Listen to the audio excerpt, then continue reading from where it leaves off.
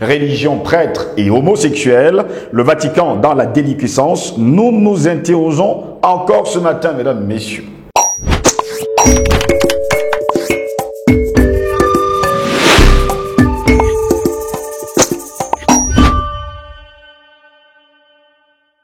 Mesdames, Messieurs, bonjour, très heureux de vous retrouver sur Panafricaniste TV, la chaîne de télévision des panafricanistes, votre chaîne de télévision qui vous apporte le meilleur de l'information. Bienvenue à toutes et à tous à cette édition de Parole panafricaniste. Une question ce matin, religion, prêtre et homosexuels, le Vatican dans la déliquescence, nous nous interrogeons, mesdames, messieurs. De nouvelles directives publiées vendredi par la conférence épiscopale italienne rapprochent l'ordination d'hommes ouvertement homosexuels à la prêtrise catholique romaine. Les nouvelles lignes directives de la conférence pour la formation des prêtres ne recommandent pas la levée de l'interdiction de prêtrise pour les hommes ouvertement homosexuels, mais elles y font fortement allusion. En ce qui concerne les tendances homosexuelles, il convient également de ne pas réduire le discernement à ce seul aspect, mais comme pour tout candidat, d'en saisir la signification dans le cadre global de la personnalité du jeune, indique le rapport intitulé « Orientation et normes pour les séminaires ». Toutefois, le rapport précise également que les prêtres homosexuels ne doivent jamais avoir de relations sexuelles comme cela a toujours été le cas pour les prêtres hétérosexuels. Qu'est-ce qui se passe finalement dans la religion catholique? Les dieux sont tombés sur la tête ou marche-t-on finalement sur la tête?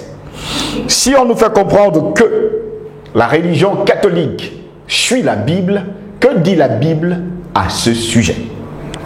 Officiellement, on nous fait comprendre que les catholiques enseignent que les personnes homosexuelles doivent être traitées avec dignité et respect, mais que l'activité homosexuelle est intrinsèquement désordonnée. Elle déclare par ailleurs que les hommes qui pratiquent l'homosexualité présentent des tendances homosexuelles profondes ou soutiennent la soi-disant culture gay ne peuvent être ordonnés.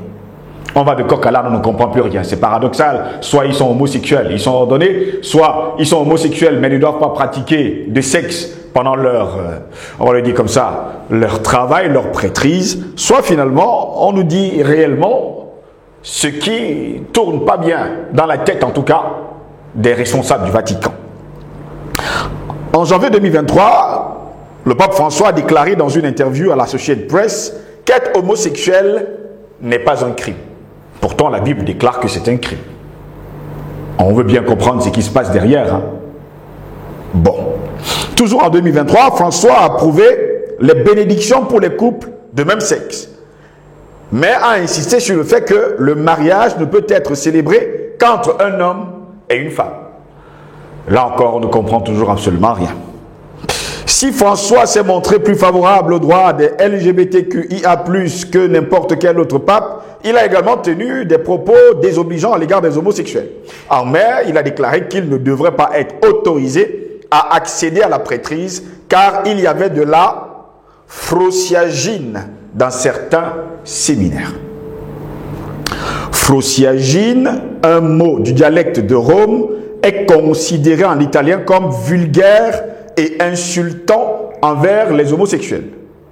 Il pourrait se rapprocher à de telles injures homophobes comme tarlouse ou encore flotte.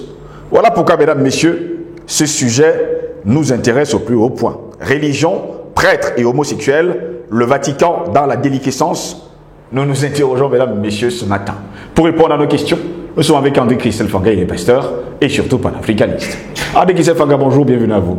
Bonjour, monsieur Josselangos. C'est un plaisir de me retrouver sur votre plateau dans ce studio pour justement répondre à vos questions. Et comme vous aimez bien le dire, une question, voilà, nous sommes là pour répondre à la seule question que vous allez poser. Bon, si ça sera seulement la seule. Bonsoir à tous ces millions de téléspectateurs de Panafricanist TV. Donc nous sommes très contents d'être là sur la chaîne des Panafricains pour discuter des questions extrêmement importantes pour notre continent et pour le reste du monde. Très heureux de vous avoir, André Christelle Fanga, encore ce matin. Religion, prêtre et surtout homosexuels, le Vatican dans la déliquescence. Vous avez suivi justement ce qui se passe de ce côté? Bien sûr, Monsieur Josselangos. Et comme dans votre exposé, vous avez posé la question de savoir est-ce qu'ils lisent toujours la Bible. J'aimerais commencer par un texte biblique pour que nous puissions planter le décor. Et après avoir planté le décor, maintenant, on pourra débattre, on pourra maintenant discuter des autres questions, que ce soit de géopolitique, de politique et de religion. Lévitique 18. Je voudrais bien commencer plus bas, mais je vais aller justement jusqu'à partir du verset 8. Tu ne découvriras point la nudité de la femme de ton père. C'est la nudité de ton père. Tu ne découvriras point la nudité de ta sœur, fille de ton père, ou fille de ta mère, née dans la maison ou née hors de la maison. Tu ne découvriras point la nudité de la fille de ton fils ou de la fille de ta fille, car c'est ta nudité. Tu ne découvriras point la nudité de la fille de ta femme, de ton père, née de ton père, c'est ta sœur. Tu ne découvriras point la nudité de la sœur de ton père, c'est la proche parente de ton père. Tu ne découvriras point la nudité de la sœur de ta mère, car c'est la proche parente de ta mère. Tu ne découvriras point la nudité du frère de ton père, tu ne t'approcheras point de sa femme, c'est ta tante.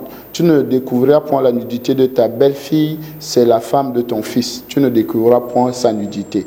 Tu ne découvriras point la nudité de la femme de ton frère, c'est la nudité de ton frère. Tu ne découvriras point la nudité d'une femme et de sa fille. Tu ne prendras point la fille de son fils, ni la fille de sa fille, pour découvrir leur nudité. Ce sont des proches parents, c'est un crime.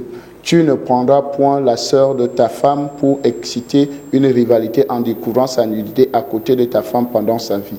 Tu ne t'approcheras point d'une femme pendant son impureté mensuelle pour découvrir sa nudité. Tu n'auras point commerce avec la femme de ton prochain pour souiller avec elle. Tu ne livreras pas tes enfants. Verset 22, tu ne coucheras point avec un homme comme on couche avec une femme. C'est une abomination. Tu ne coucheras point avec un homme comme on couche avec une femme. C'est une abomination. Lévitique 18, verset 22. C'est dans l'Ancien Testament. Et pour tous ceux qui sont lecteurs de la Bible, connaissent ce verset. J'ai pris un peu plus haut pour que on essaye de récapituler, n'est-ce pas, tous les interdits ou bien les mises en garde de l'Éternel face à certaines pratiques qui sont au quotidien, parce que ça se passe dans nos sociétés.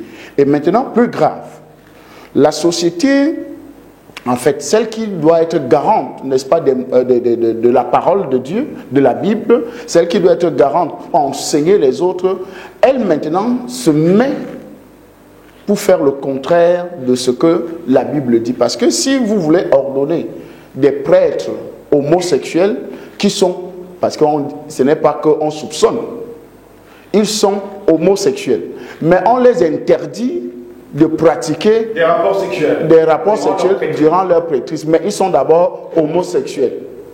Donc ils sont déjà en abomination avec la loi de l'Éternel en étant homosexuels. Donc ça ne les donne même pas droit au sacerdoce, ça ne les donne pas droit à la prêtrise, ça ne les donne pas droit, n'est-ce pas, parce que vous ne pouvez pas être en abomination avec la loi de l'Éternel et vous dites que vous êtes au service de cet Éternel-là. C'est impossible. Et donc quand on pousse, n'est-ce pas, la pensée plus loin, nous constatons que l'empire du mensonge a pour siège le Vatican. L'empire, n'est-ce pas, de la déliquescence, n'est-ce pas, du monde a pour siège le Vatican. Parce que si le Vatican peut déjà, ou certains, n'est-ce pas, pensaient que non, c'est une institution. D'ailleurs, je voudrais vous rappeler que le Vatican est un pays.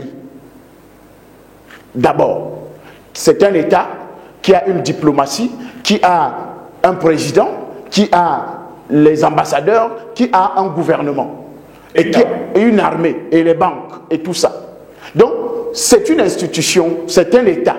Avant d'être cette institution religieuse, c'est d'abord un État. Et donc, pris sur cet angle-là, cet État devient un État voyou, délinquant, qui a des mœurs qui ne sied pas à la parole de Dieu, ou bien simplement à la vie sociale.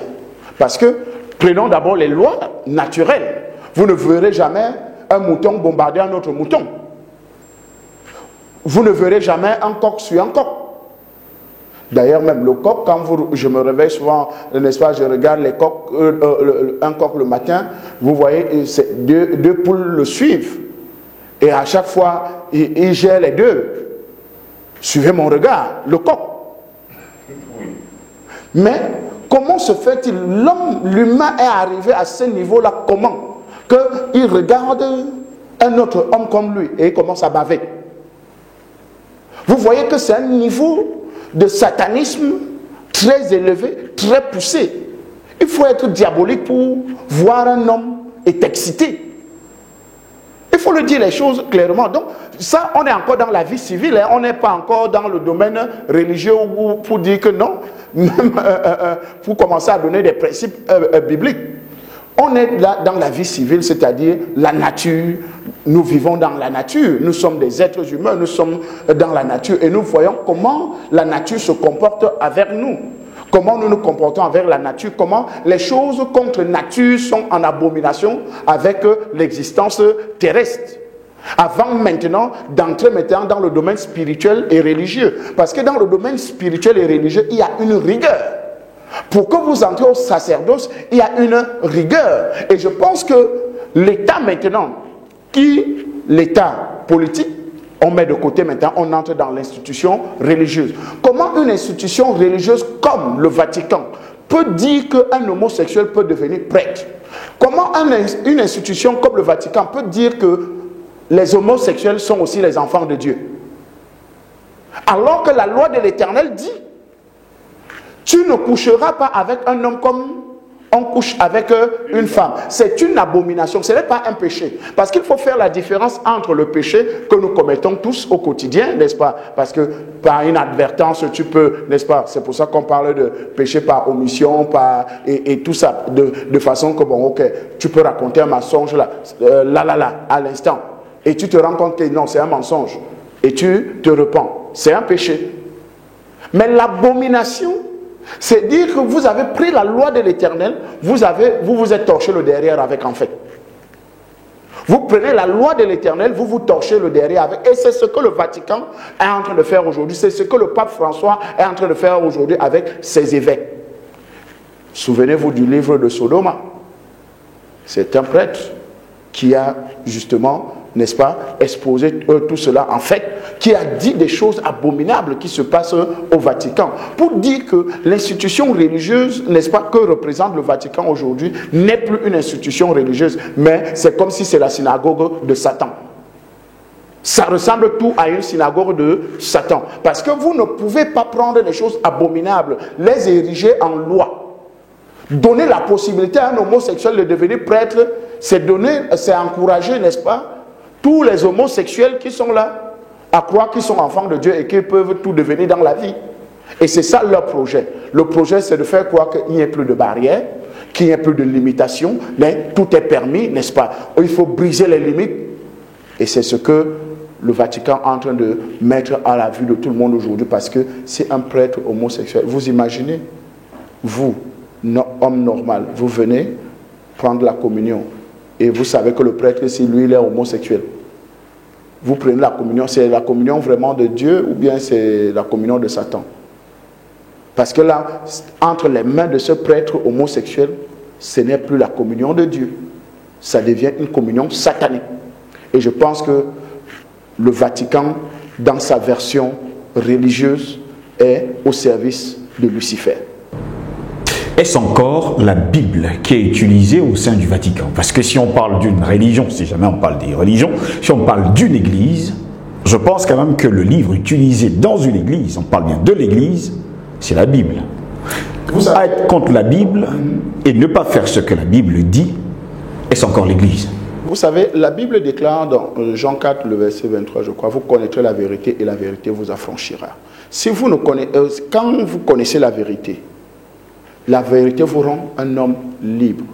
Et vous continuez, vous regardez Luc 10, le verset 19, je vous ai donné le pouvoir de marcher sur les serpents, les scorpions et sur toute la puissance de l'ennemi. Et donc, quand vous avez ces différents éléments-là, la puissance de l'ennemi, c'est quoi? C'est de briser les lois de Dieu. C'est justement que le serpent ancien fasse ses œuvres. Et voilà les œuvres de Satan qui sont en train d'être pratiquées à l'église, soi-disant église. Bon, vous savez, le problème n'est pas seulement l'église catholique. C'est le système religieux qui a été érigé, n'est-ce pas, dans ce monde où la Bible n'est plus au centre des préoccupations, ou bien au centre de l'étude, au centre, n'est-ce pas, de l'église. C'est les dogmes. Aujourd'hui, c'est les lois canoniques, n'est-ce pas, les lois de l'église protestante, les lois de ceci. Parce que quand j'ai lu plus haut, ce n'est pas seulement l'église catholique qui est concernée par ce que nous voyons. Nous savons tous que, par exemple, à l'église protestante, c'est avec les femmes d'autrui et tout ça, c'est quasiment, n'est-ce pas, l'abomination là-bas, de ce côté-là. Donc, vous voyez ces choses abominables qui se passent aussi de l'autre côté. Même dans les églises de réveil aujourd'hui, il y a des abominations, il y a des choses extrêmement graves. Je pense qu'aujourd'hui, l'institution religieuse a été gagnée par Satan. Et d'ailleurs même, moi j'ai toujours dit, la religion ne provient pas de Dieu, la religion vient de Satan. Parce que la religion, c'est une institution des hommes. Religare, les règles établies par les hommes. Vous comprenez un peu. Et donc s'il faut parler de foi, s'il faut parler d'église, s'il faut parler de Dieu, le seul référentiel, c'est sa parole. Et donc, vous pouvez être pratiquant, n'est-ce pas? Vous pouvez avoir la foi, vous pouvez être chrétien, vous pouvez être enfant de Dieu sans appartenir à une religion. Quand vous appartenez déjà à une religion, alors vous entrez dans une institution qui a des règles humaines. Et parfois, ces règles humaines sont souvent contre même parfois la parole de Dieu. Et c'est ce que nous sommes en train de voir aujourd'hui. Parce que l'ordination d'un prêtre homosexuel, c'est vraiment le summum du satanisme. Je dis bien c'est le summum du satanisme. Parce que prendre un homosexuel, l'ériger à garant moral et spirituel. Parce que le prêtre, le pasteur joue deux rôles. Le garant de la moralité et le garant de la spiritualité. Et donc, quand ces deux éléments, vous le donnez à quelqu'un qui n'a pas des valeurs morales, parce que, première des choses, les valeurs morales, j'ai expliqué ça dès le départ, l'État Vatican et l'État religieux, qui est l'État politique et l'État religieux. Et donc, dans la vie civile, si vous donnez la responsabilité à un homosexuel, vous-même quand vous partez donner, vous savez que le professeur, le maître ou bien je ne sais pas quoi, le cuisinier qui est là chez vous est homosexuel. Vous faites comment? Vous êtes rassuré? Non, vous ne vivez plus. Surtout quand vous êtes un homme normal, surtout peut-être si vous avez les enfants, les jeunes enfants à la maison, vous aurez peur que non. Un matin, sa libido peut être... Et il apprend l'enfant à faire des choses, des conneries bizarres. Et je pense qu'aujourd'hui, dans la logique de l'Église catholique aujourd'hui, c'est qu'il faut faire la promotion de l'homosexualité. En fait, c'est pour ça que le pape François a pris la papauté. Parce qu'il y a ceux qui ont refusé, il y a des papes qui ont refusé que non, je ne peux pas atteindre ce niveau de satanisme. Il faut, mais aujourd'hui, le pape François a justement pris cela parce qu'il fallait légaliser, parce que les lobbies homosexuels, LGBTQIA, machin et tout, hein, sont dans cette logique-là de promotion et d'inféoder tous les secteurs de la société, que ce soit la finance, que ce soit l'économie, que ce soit la religion, que ce soit l'armée et tout, la culture et tout cela avec. Donc ils sont dans une logique de gagner tous les 7 sommets d'influence, c'est-à-dire c'est eux qui doivent être à ces 7 sommets d'influence-là, c'est-à-dire imposer leurs lois et leurs règles de ce côté-là. Donc, nous qui savons que c'est quelque chose d'abominable, nous devons leur rappeler que l'Afrique, le monde n'est pas d'accord avec ces pratiques-là parce que ça n'a jamais été les pratiques divines et naturelles. Je vais revenir justement sur cette Bible qui est utilisée, hein, si jamais elle est utilisée justement par le Vatican, Éphésiens 5, verset 27, afin de faire paraître devant Dieu cette Église glorieuse, sans tache, ni ride, ni rien de semblable, mais sainte et irrépréhensible. Peut-on parler d'Église en ce moment-là? On ne parle pas de l'Église catholique. C'est une Église? Non. C'est une institution religieuse. C'est pour ça que j'ai bien fait la différence, parce que Jésus dit quoi à Pierre? Je bâtirai mon Église et les portes de l'enfer ne prévaudront point contre elle. Donc c'est une garantie que Dieu, Jésus-Christ, donne à son Église. C'est-à-dire, même si Satan essayera, n'est-ce pas, de vouloir inféoder l'Église, elle ne pourra pas. Parce que l'Église du Seigneur Jésus est bâtie sur le roc. Les vents viennent, les vents de la mondialisation, les vents du wokisme international, les vents de tout ce que nous voyons, n'est-ce pas, de la bestialité et tout ça. Vous savez qu'aujourd'hui, même en Europe, maintenant, les hommes vont même avec les animaux. Les femmes vont avec les animaux. Donc, vous voyez que même ces vents comme ça là sont en train de parcourir et veulent s'imposer, n'est-ce pas, dans même dans l'église du Seigneur. Mais l'église du Seigneur restera solide. Même le Seigneur dit, je me suis réservé un peu. Quand un certain prophète, n'est-ce pas, avait dit, pensait que je suis resté le seul prophète, il dit que non. Je me suis réservé 7000 autres prophètes qui n'ont pas fléchi le genou devant Baal. Donc il y a une église qui ne fléchira jamais genou devant Baal, qui ne fléchira jamais genou, n'est-ce pas, devant ces vents, devant l'imposition satanique, n'est-ce pas, qui est de rendre banale la pratique de l'homosexualité, la bestialité, des choses contre nature. Donc cette Bible-là, elle est claire. L'église catholique, soi-disant, si on doit l'appeler ainsi, ce n'est pas une église, c'est une institution religieuse. Et il faut faire la différence entre une église et une institution religieuse. Parce que dans une institution religieuse, on peut utiliser quelques éléments de la Bible, mais pas tous. Mais dans une église, c'est Christ qui est au centre de son église. Et le centre de l'église, c'est quoi? C'est la Bible, c'est la parole de Dieu dans tous ses sens. De la Genèse jusqu'à l'Apocalypse. Rien n'est resté. Parce que les gens font souvent que non. C'est comme si on choisit. Non. L'Ancien Testament et le Nouveau Testament sont complémentaires. C'est pour ça que Christ est mort à la croix avec les mains, n'est-ce pas, reliées. Parce qu'il est le trait d'union entre le passé et le présent et le futur. Vous comprenez un peu? Donc, c'est lui qui relie, n'est-ce pas, tous ces différents éléments. D'ailleurs, dans l'Ancien Testament, on parle déjà de Christ. Dans le Nouveau Testament, on parle de Christ. Donc, c'est lui qui fait l'évangile. C'est lui qui est au centre de l'évangile. Donc, vous ne pouvez pas un seul instant dire que vous êtes l'église bâtie par Christ et aller à l'encontre de la parole de Dieu. Ne pas prendre. Bon, prenons l'exemple, par exemple, dans Genèse 1, le verset 26. Dieu dit, faisons l'homme à notre image, à notre ressemblance, n'est-ce pas? Comment tu peux dire que Dieu demande, n'est-ce pas, faisons l'homme à notre image, à notre ressemblance. Et maintenant, il crée Adam.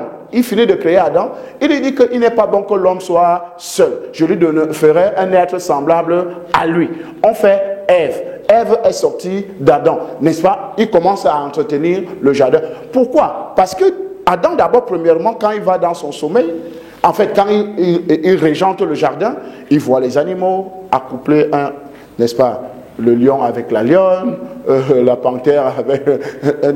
tu vois, tout est ordonné. Et lui, il reste, il dit, mais je suis seul dans cette affaire-ci. Il me faut... C'est comme ça que Dieu le fait tomber dans un sommeil et prend la côte, n'est-ce pas, en fait, Ève. Et il dit, cette fois-ci, voici, os de mes os, chair de ma chair. Vous comprenez un peu. Et la Bible continue à dire que l'homme quittera son père et sa mère et s'attachera à une femme. Et les deux deviendront une seule chair. Donc ce n'est pas possible qu'un homme quitte sa famille et s'attache à un autre homme. Ce n'est pas biblique. Terminons rapidement avec vous. Et c'est toujours dans la Bible que je prends cela. Malachie 2, versets 7 à 8. Oui. Car les lèvres du sacrificateur doivent garder la science. Et c'est à sa bouche qu'on demande la loi, parce qu'il est un envoyé de l'Éternel des armées. Mais vous êtes écartés de la voie, vous avez fait de la loi une occasion de chute pour plusieurs, vous avez violé l'alliance de Lévi, dit l'Éternel des armées. Ben, monsieur Josolangos, c'est clair, non? Et quand nous regardons ce qui se passe dans cette institution religieuse, ou bien dans beaucoup d'autres institutions religieuses, parce qu'il ne faut pas que les gens croient qu'on a un problème particulier avec l'institution religieuse catholique. Non. On est en porte-à-faux avec ces institutions religieuses parce qu'ils ne respectent plus ce que la Bible dit. Vous comprenez un peu? Donc, ce n'est pas aujourd'hui que ça a commencé. Parce que vous allez regarder que c'est les successeurs. Sodome et Gomorre. Vous avez suivi l'histoire de Sodome et Gomorre. Ça, c'est dans Genèse. Où le pays a été brûlé par le feu. Donc, vous voyez que ces institutions-là, aujourd'hui religieuses, sont en train de répéter l'histoire. Pourquoi? Parce qu'ils ont été gagnés par la doctrine des Nicolaïtes. La doctrine des Nicolaïtes, c'est justement cette doctrine-là du libertinage. C'est-à-dire, on se donne excès de liberté de faire des choses comme on pense, et ça arrive à un Malachie là où on dit briser la loi de l'Éternel. Ils ont violé la loi de l'Éternel. Et si vous violez la loi de l'Éternel, vous savez que dans l'Ancien Testament, c'était la lapidation à une certaine époque. C'était la mort. Mais aujourd'hui, comme l'Éternel n'agit plus comme dans les temps anciens, aujourd'hui là, l'Éternel, n'est-ce pas, permet, d'ailleurs, il dit, il les a livrés, en voulant être sages, il les a livrés à leur propre folie. C'est cette folie-là maintenant qui est en train de se présenter au vu, au su de tout le monde, c'est-à-dire la folie des institutions religieuses qui ne veulent pas obéir à la loi de l'Éternel, qui ne veulent pas obéir à la parole de Dieu. C'est la folie, parce que ce que nous voyons là, c'est un degré de dérèglement mental qui ne dit pas son nom. Parce qu'arriver à dire qu'un homosexuel doit être prêtre, doit faire lire les messes, le sacerdoce, les lèvres doivent être comment? Pures. Les lèvres doivent dire la loi de l'Éternel, nous dit Malachie, n'est-ce pas? Les lèvres du prêtre, du pasteur, de l'évêque, doivent dire, n'est-ce pas, la loi de l'Éternel. Doivent garder la science. Tout ce qu'on demande, la loi, parce qu'il était l'envoyé de l'Éternel. Un envoyé de l'Éternel. Donc vous ne pouvez pas un seul instant être l'envoyé de l'Éternel, n'est-ce pas, et être avec le derrière qui coule. Ou bien avec un derrière en feu. Qu'on vous a bousillé le derrière. C'est impensable et incroyable. D'ailleurs, même scientifiquement, ça ne s'explique pas. Expliquez-nous, Jocelyn Goss, ou bien cher téléspectateur, expliquez-nous comment est-ce possible. Un homme, n'est-ce pas, qui se fait prendre par le derrière. Est-ce que vous-même, quand vous allez au chiottes, vous imaginez souvent quand vous êtes constipé, la douleur de ça, que vous n'avez pas bien digéré et tout. Vous imaginez la douleur que les excréments, n'est-ce pas, vous causent pour seulement vous mettre à l'aise. Imaginez-vous alors que c'est un autre homme qui vous chevauche. Et ils nous disent que c'est la loi de l'Éternel. Merci à vous, Christophe Manga, d'avoir été avec nous ce matin. Sortez justement des institutions religieuses, devenez des enfants de Dieu en mettant la parole de Dieu en pratique. Vous connaîtrez la vérité et la vérité vous affranchira. Merci à vous, mesdames, messieurs, de nous avoir suivis. Au plaisir de vous retrouver prochainement. Restez sur nos plateformes numériques, YouTube, Facebook, partagez, likez pour que Panafricaniste TV soit connu de par le monde. Bonne journée à toutes et à tous.